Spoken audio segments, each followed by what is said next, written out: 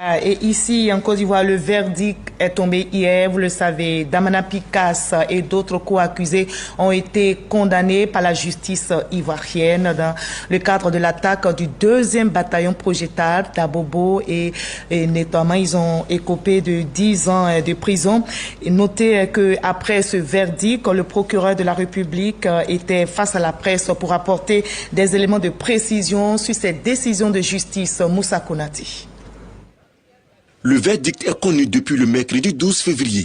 Damana Picasse et Iko Lagui, condamnés à 10 ans de prison dans l'affaire de l'attaque du 2e bataillon projetable d'Abobo. D'autres accusés, également condamnés à 5 ans. Kwa Justin écope lui aussi de 10 ans d'emprisonnement pour attentat contre l'intégrité du territoire national. Face à la presse, le procureur de la République fait des précisions sur cette décision de justice. Monsieur Damana Picasse a été cité par l'un des accusés qui est dans le milieu, dans le dispositif même de la lutte et dans les différents dossiers d'action subversive comme étant le financier. Alors donc, les éléments du dossier sont assez probants qui attestent que M. Damana Picasse était le financier. Le cas de M.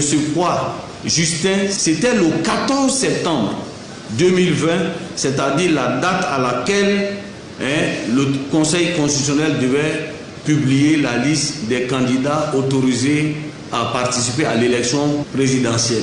C'est là où il a essayé de chauffer à bloc ses militants et sympathisants en leur demandant de se préparer physiquement, mentalement et de descendre dans les rues partout en Côte d'Ivoire sur une période infinie en créant le chaos.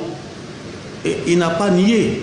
Le procureur de la République indique qu'il ne s'agit pas d'un procès lié à des faits politiques. Les faits qui sont reprochés à M. Damana Picasse et autres, tout comme à M.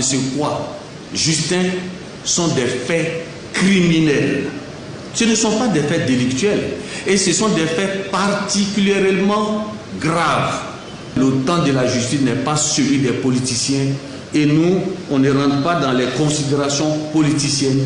Il s'agit des faits criminels qui ont été instruites conformément aux règles contenues dans le Code de procédure pénale.